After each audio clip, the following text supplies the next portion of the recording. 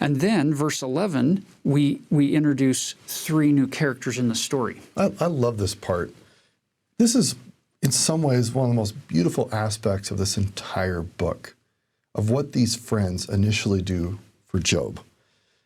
Now, when Job's three friends heard of all this evil, and by the way, the word evil really could be translated as bad or misfortune. When all this misfortune that was come upon him, they came, every one from his own place. Eliphaz the Temanite, and Bildad the Shuhite, and Zophar the Naamathite, for they had made an appointment together to come to mourn with him and to comfort him. That's what friends do. Isn't that amazing, the two words that ended up in our King James English here? They came to do two things, to mourn with him and to comfort him. That sounds vaguely familiar to Mosiah chapter 18, when Alma is out at the Waters of Mormon preaching to these people who he's about to baptize and have them enter into this covenant with God.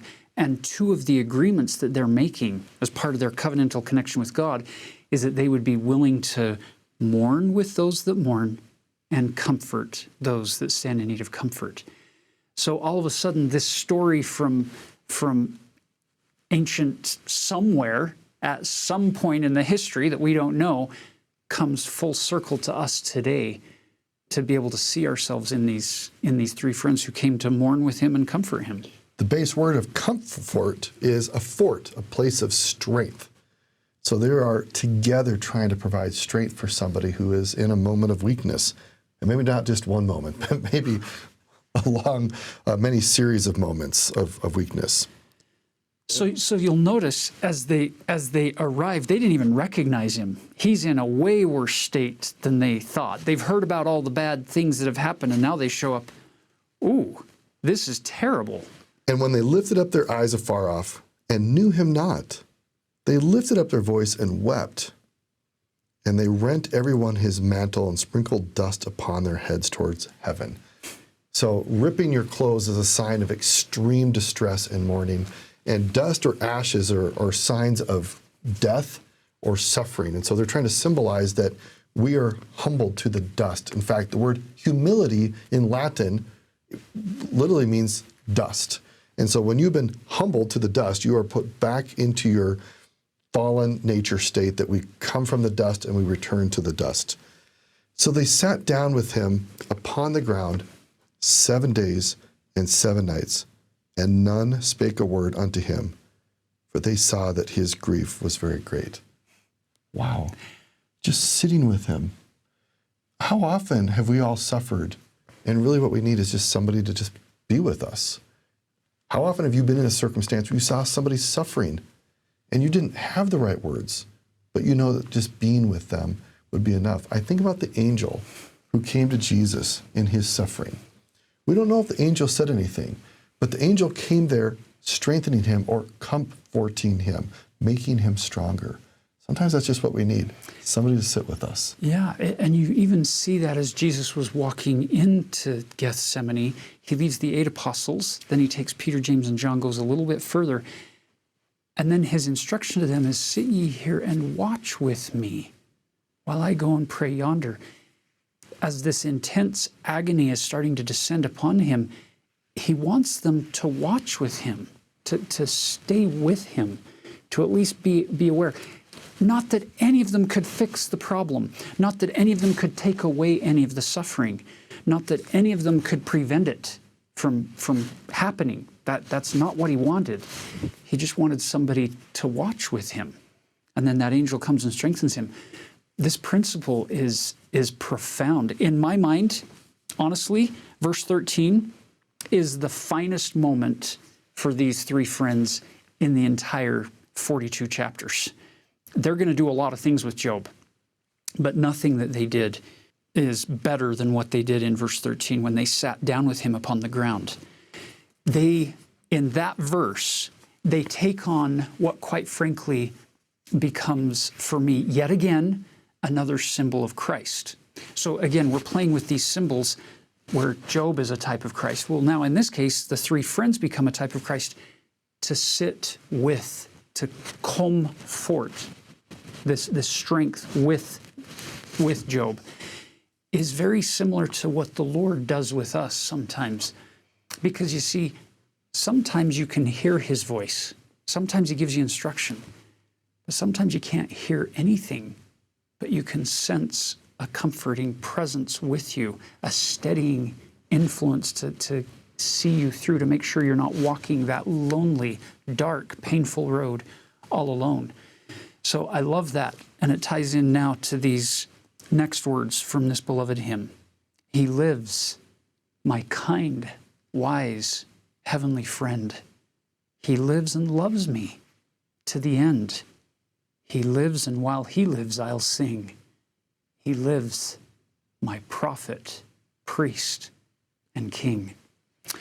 Now, in connecting with this element of these three friends just sitting for a whole week with Job and not saying anything, have you noticed how often we as human beings, when we go into a difficult situation, for many of us, we want to fix it. We want to make it better. We want to give people the solution to their problem. We want to relieve suffering so badly that we want to explain everything and give them a reason as to why they might be suffering and come up with that solution and fix it and make it all better. Whew, there, no more suffering. Have you noticed how rarely that actually works?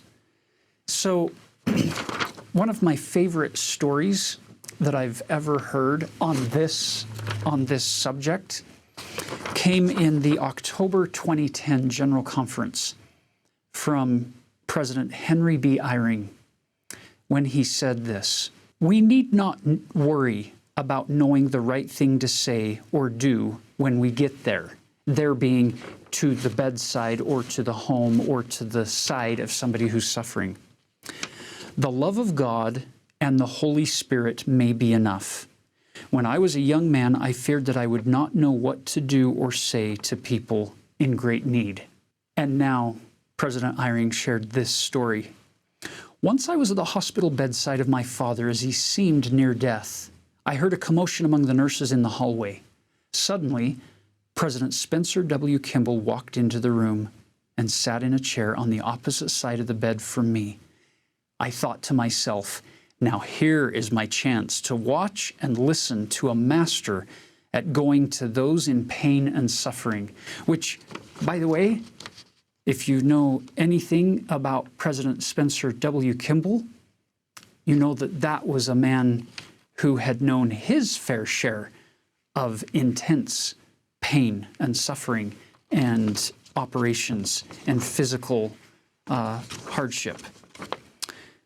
President Kimball said a few words of greeting, asked my father if he had received a priesthood blessing, and then, when Dad said that he had, the prophet sat back in his chair. I waited for a demonstration of the comforting skills I felt I lacked and so much needed. After perhaps 5 minutes of watching the two of them simply smiling silently at each other, I saw President Kimball rise and say, "Henry, I think I'll go before we tire you." I thought I had missed the lesson. But it came later, in a quiet moment with Dad after he recovered enough to go home.